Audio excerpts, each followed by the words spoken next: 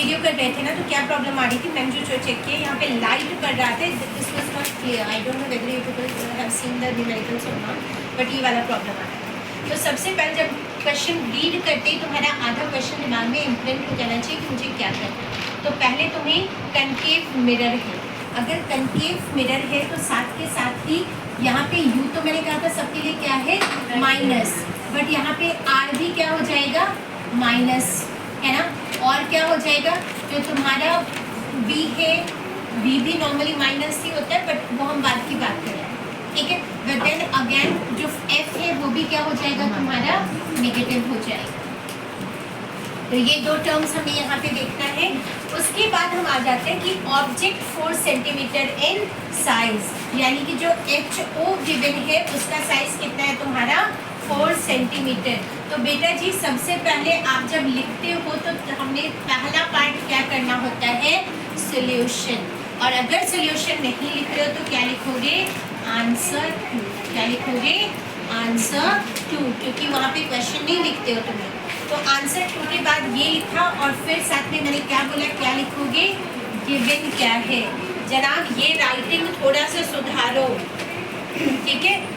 H O तुम्हारा क्या आ गया 4 सेंटीमीटर, जनाब ये एच ओ नहीं ओ लग रहा है, एच ओ नीचे, ठीक है।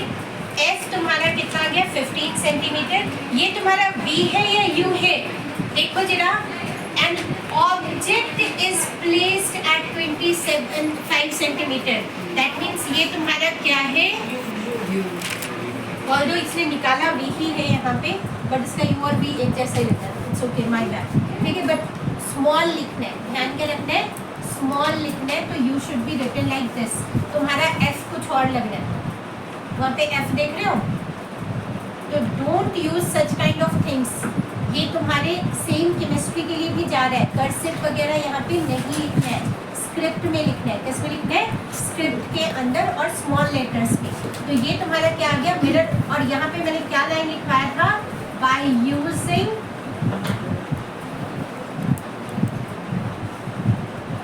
देखो अटेम्पटेशन, एक बच्चे को इसी में 3 और 3 मिलेगा, एक बच्चे का क्लियर ही नहीं है क्या किया है, समझ रहे हो। उसके बाद तुम्हारा लास्ट लाइन तो पर्पसली सॉल्व हुआ, find the nature and size of the image, magnification निकाल के क्या किया झंडे गाड़े, नेचर एंड साइज कौन लिखेगा, कहीं भाई हमने कहीं पर भी कुछ नहीं मेंशन किया, साइज कैसे मेंशन करेंगे, तुमने मैग्निफिकेशन निकाला ठीक है, साइज कैसे निकालोगे उसको दिमाग लगाओ, साइज ऑफ द इमेज कैसे आएगा वो बात अभी करते हैं। ये तुमने किया, विच आंसर चेक कर इसका सही है, बी इज 37.5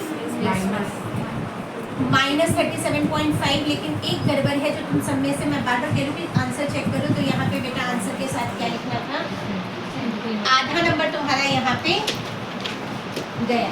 अब ये देखो जब बी निकला ना तो पहला क्वेश्चन तुम्हारा सॉल्व हुआ, वो क्या सॉल्व हुआ तुम्हारा, at what distance from the mirror should the screen be placed in order to obtain a sharp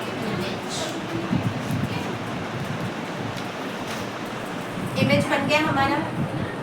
अब हमारा आया कि हमने नेचर बताना है, तो जब तुम्हारा ये -6 आया ना बेटा, तो जब यहाँ पे -6 आ गया, ये माइनस क्या बताता है कौन सा रियल एंड इन्वर्टेड, तो नेचर क्या आ गया तुम्हारा रियल एंड इन्वर्टेड।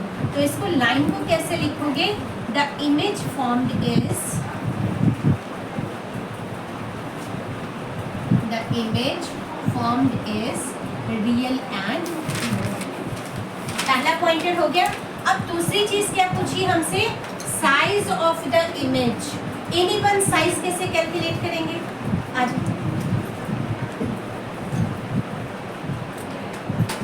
और ये बहुत इजी है, कल मैंने तुम्हें 2 फॉर्मूला सीधा लाइन में लिखवाने का मकसद ही यही है, मिटा दिया यहाँ नीचे कर देना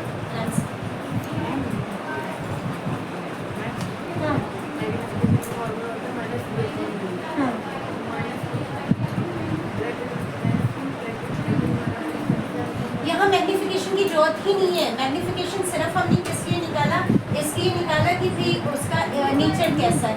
मैग्निफिकेशन नहीं भी निकालोगे ना, क्योंकि हमें साइज ऑफ द इमेज वही चीज या तो माइनस भी अपन रख के H H dash upon H square. This is what अभी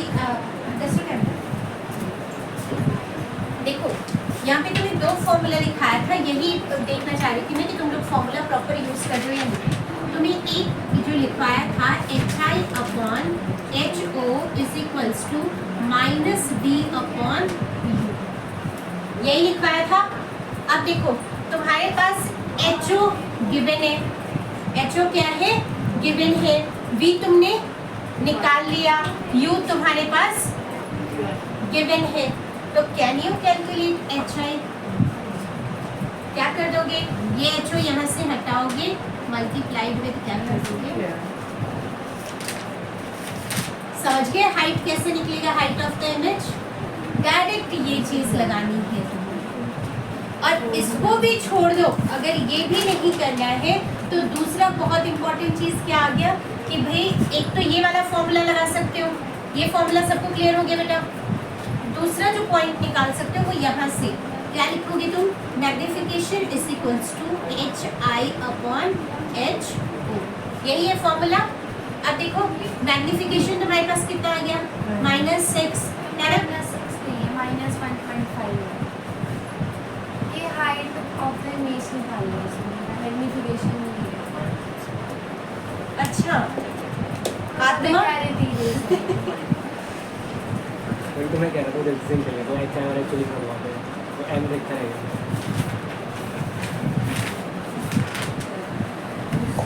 इसको कहते हैं इसने पक्का रट्टा मारा हुआ है, दिव्यांग सच्ची बता रट्टा मारा था।